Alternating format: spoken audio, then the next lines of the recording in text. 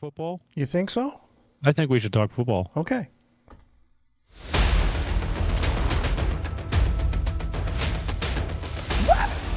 No, it's back. Give it to the quarterback. No, we got the running back.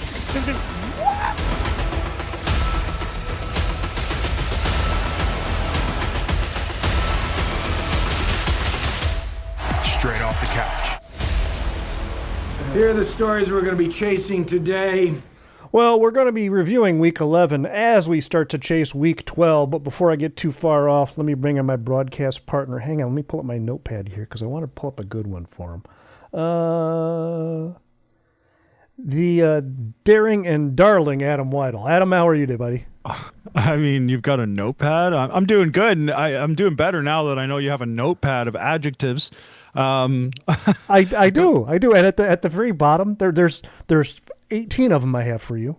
18. Wow. And at the very bottom I just have another note that says, God bless Mike Tirico for trying so hard to make games exciting.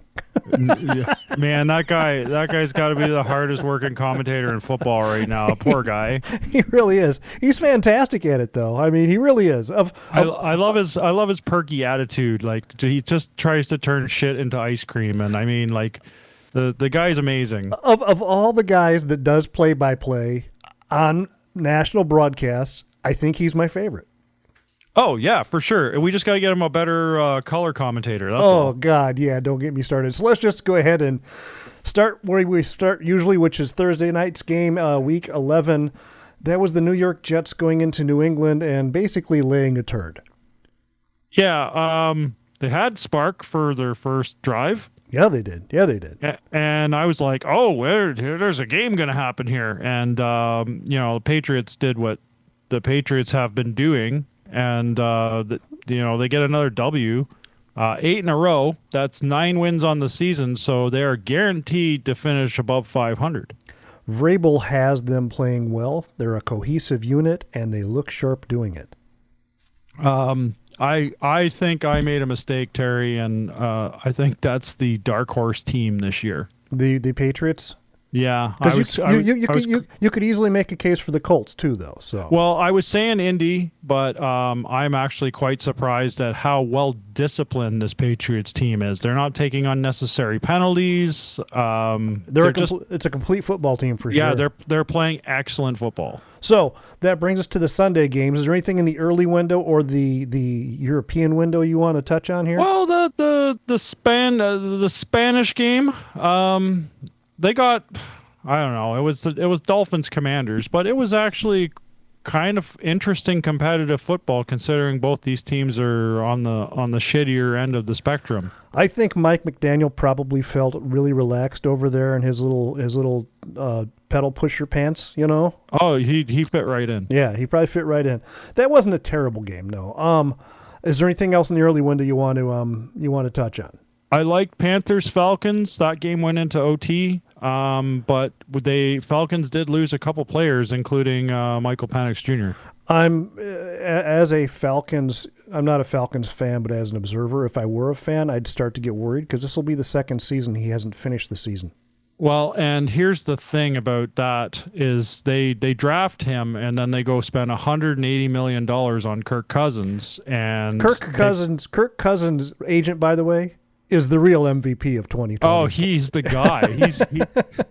He gets Kirk paid. I guess it's because Kirk believes in the Lord. He's blessed him with abundance. Yeah, God bless him. But now, yeah, the Falcons are now in a new predicament, the same old predicament, Buccaneers Bills was a good game. That had 9 lead changes. That was, that game just, it kept going back and forth. And I've heard, and I watched the replay on the NFL Network, and I'm hearing people going, Josh Allen doesn't deserve the MVP after playing like that. Well, you know what? Tell you what, Bucko, why don't you go play against that Tampa Bay defense and see how you look? And he put up 6 tutties, 3 himself. Yeah. So 3 running, 3 passing. Yeah. Yeah. And so that was a good game until the end. The what the fuck game of the weekend for me was what the hell did the Jaguars do to the Chargers? Yeah. I mean, holy cow. I didn't see that coming. That was not on my bingo card for sure. No. And what about the afternoon window of games? Anything out there catch your eye other than the Chiefs Broncos going down to the wire?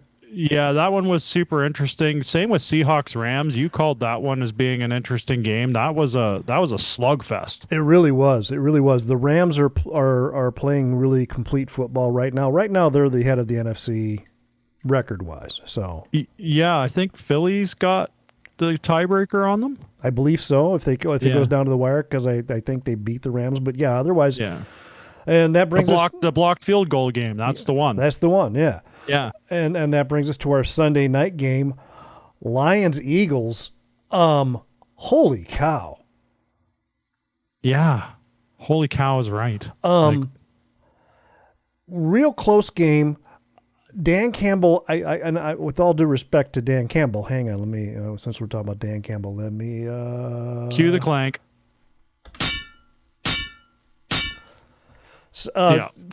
Dan, with all due respect to your badassness, maybe you shouldn't be playing calling plays.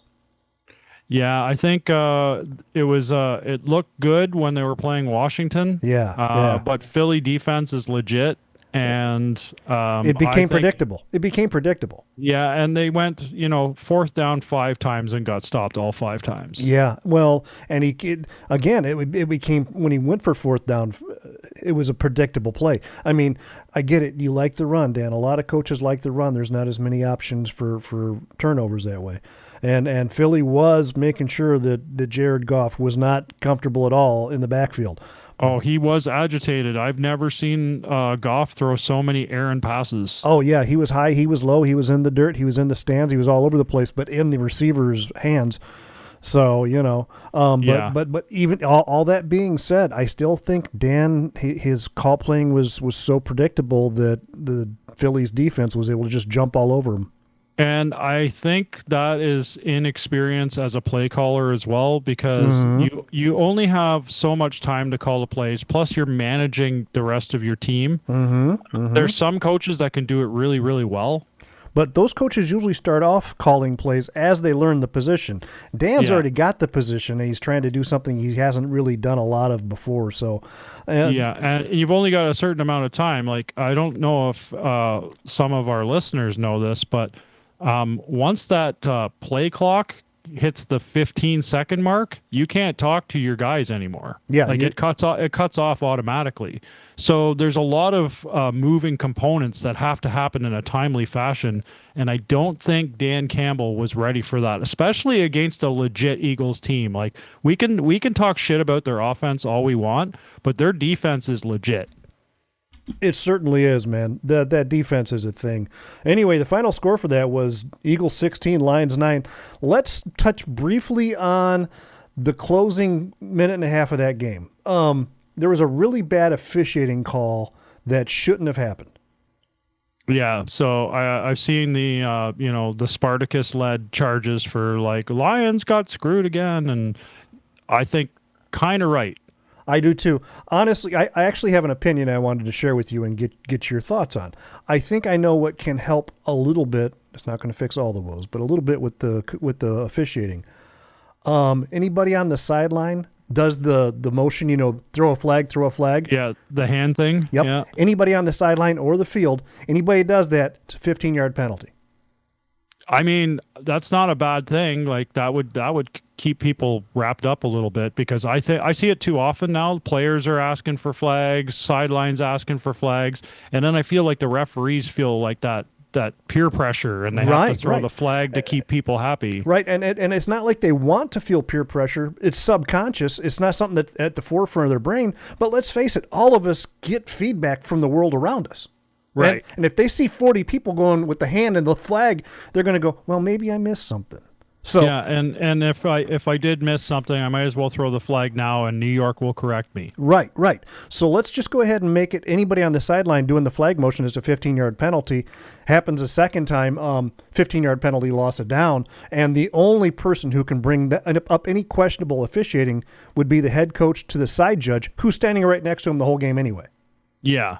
That's the path for communication that should be prevalent.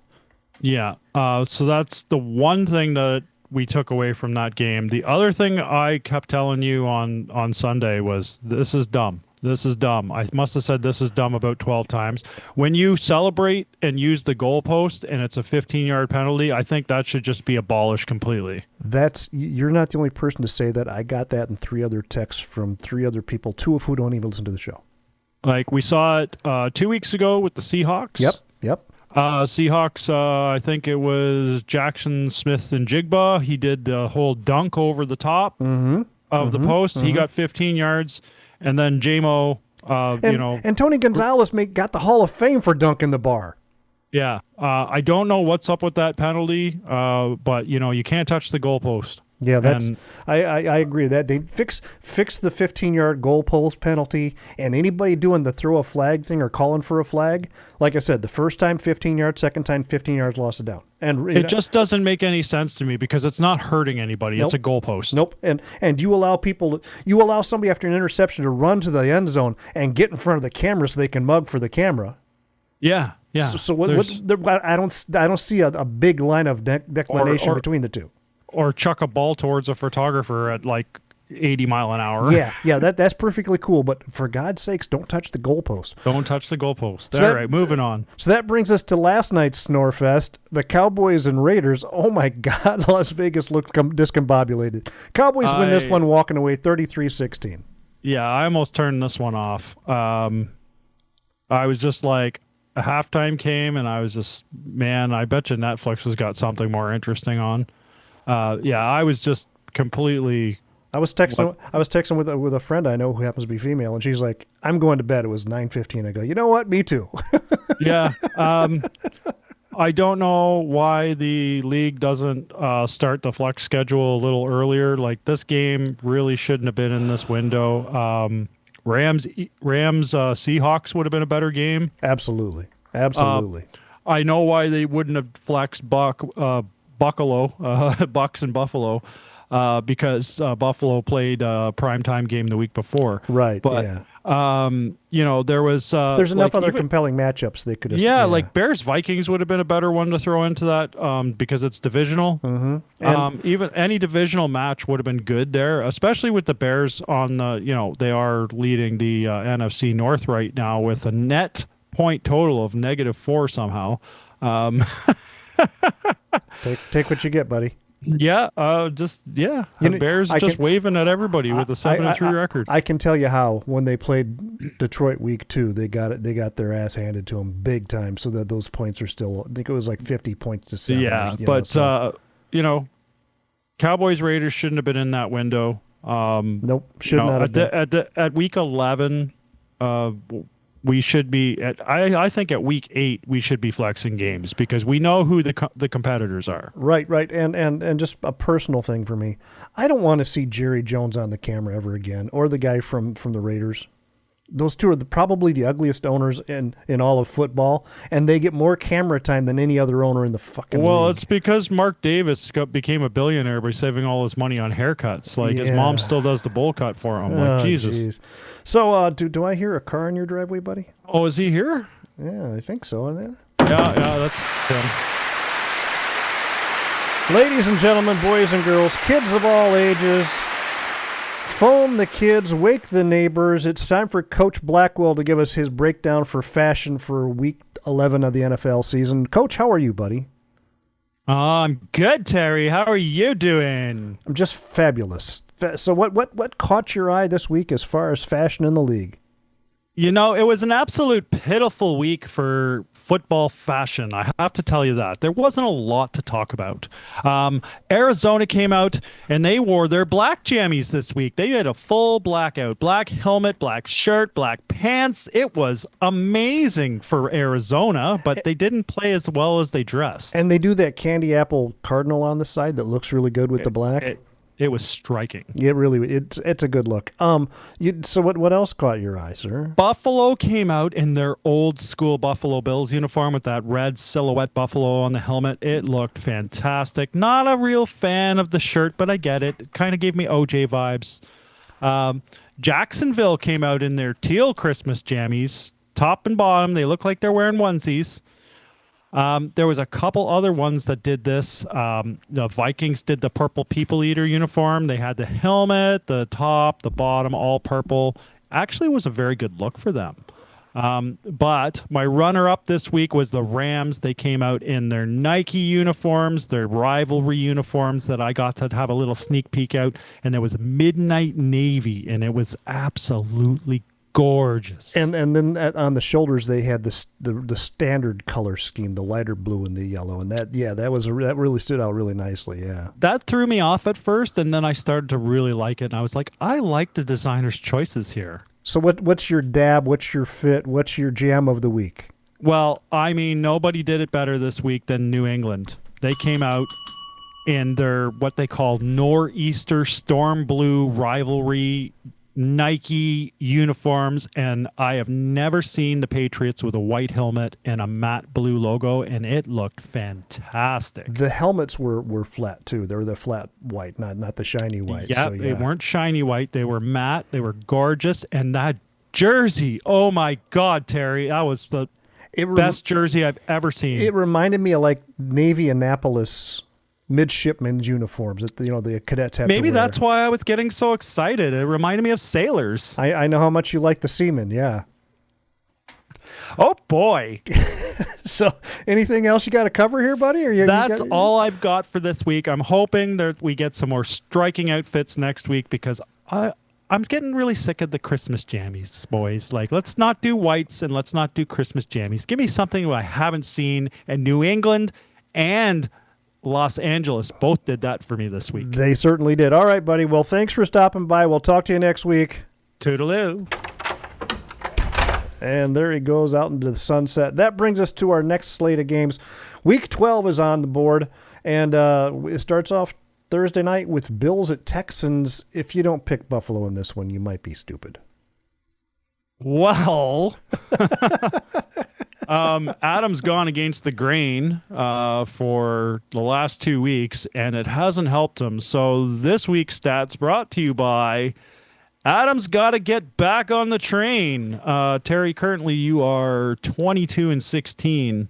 I'm just going to pick the same thing you do for the rest of the season. That way I'm guaranteed a 5-game lead, actually, right now. I am 17-21 because I have had a pitiful 2 weeks picking the underdogs, thinking, they weren't bad calls. I mean, Detroit's not a bad call. Most of the times they're a lot more competitive than they were Monday night. Well, so I picked the Raiders against a knockout Dallas offense. I even said that Dallas had a Super Bowl caliber offense the week before, and then I picked the Raiders. but that Dallas does have a good offense. Just the defense stepped up this week, so that wasn't a terrible call. I think we're both picking the Bills on this. The Texans haven't proven to me that they can hold it together yet. And Stroud's not starting. Jake Mills. Yeah, Jake Mills. That's their guy, and he's doing all right. He's okay. Yeah, he's okay. But if you don't have your starting quarterback, you really shouldn't be picking that team to win. I'm sorry. All right. So anything in the early window catching your eye? So this week, obviously, I'm going to be watching New England. They're on to Cincinnati, and what is it? Jamar Chase? Yes. He will be out. 1 game suspension for spitting on somebody from the Pittsburgh Steelers. So I can only think that benefits New England. So that'll be a game that I watch. Not like Cincinnati's putting up any fantastic, record right now, but they are able to score with Joe Flacco. Well, and Joe Burrow has entered the practice window, so he may be coming back for pretty soon. So it would be the ultimate funny thing if Joe Flacco winds up being traded one more time to Pittsburgh. And that way he can completely complete his AFC North jersey collection, Oh, his Infinity Gauntlet? Yeah. Of AFC North jerseys? Yeah. So that can't happen this year unless he gets released and Mike Tomlin says, hey, we're picking him up. Which would just piss Rodgers right the hell off. Because the trade window the trade window is closed, right? So you can't have. So the only way to do it is if he gets released and they pick him up, which I don't think is going to happen. No, I don't think so either. But it'd still be funny as hell. But if he went to the Steelers next year, that would be something, wouldn't it? Yeah, it would be. So nothing else catches your eye in the early window. How about the late games? One more game in the early window is Indy going to Kansas City. The Colts could put the Chiefs away for the season. Yeah, and they're coming off a bye. They're coming off a bye, and but they are going to Arrowhead, so that one's going to be something that I'm watching. Everything else is kind of like meh. Late window games. Jacksonville's going to Arizona, and I fully expect Jacksonville just to destroy them because, like, what the hell they did to the Bolts. Yeah. Like, Arizona's not showing that they can. Arizona is completely discombobulated. They can't. They don't know what they're doing from week to week, game to game, and it shows. We have a bottom of the barrel game with Cleveland going to Las Vegas, both with 2-8 records right now. So that will be a snooze fest or something very exciting, one or the other. Two really good defenses going up against no offenses. Yeah. Philly is going into Dallas, and Dallas is riding high after their win.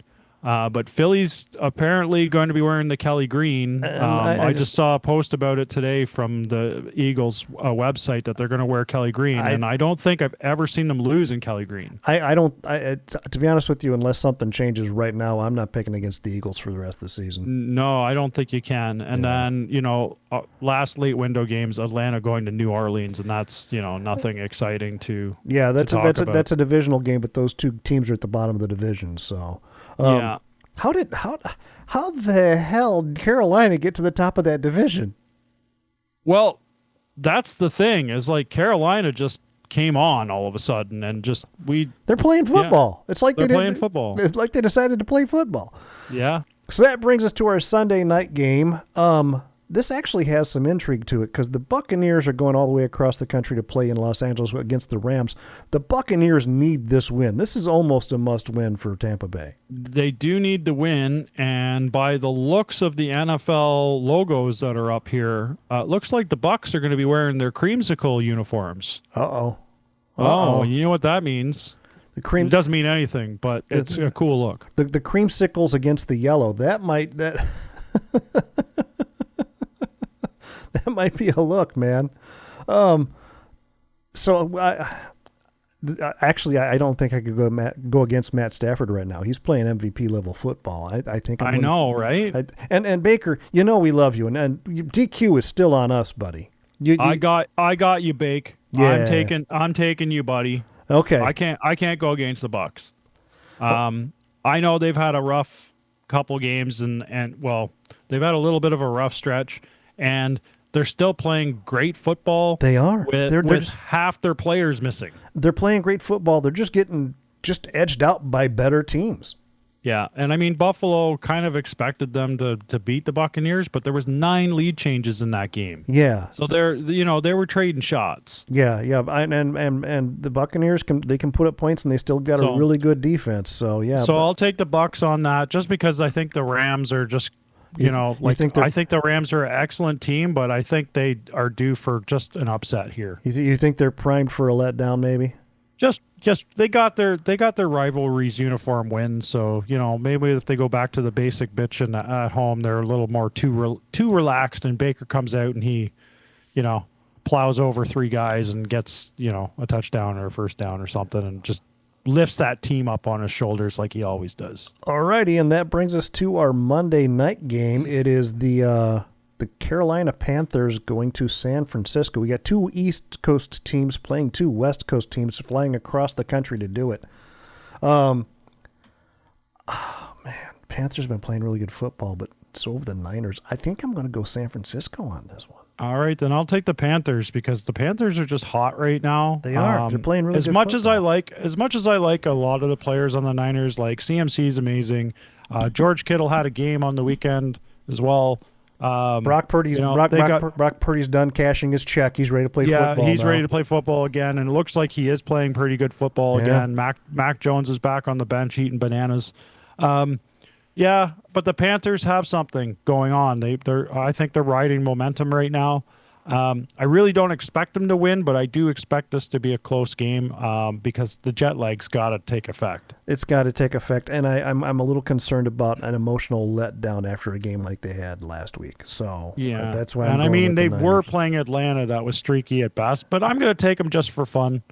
Bucks Rams, that could go either way. Let's be honest. It could. It could. But 49ers, I think, pretty much have a 75% chance of winning this game because they are at home. They're likely favored under Vegas odds. It's just, I don't know, see something in the Panthers. Probably like I saw in the Raiders have let me down twice. You go, girlfriend. You keep playing with your boys, man. So that brings us to the segment that's actually getting a lot of feedback, believe it or not. It's straight into your stomach. Yeah, straight off the grill, straight out the fridge, whatever you want to call it. It's about food if you can't figure it out. So what did you do? You didn't really talk about it too much. Yeah, so we had a weekend.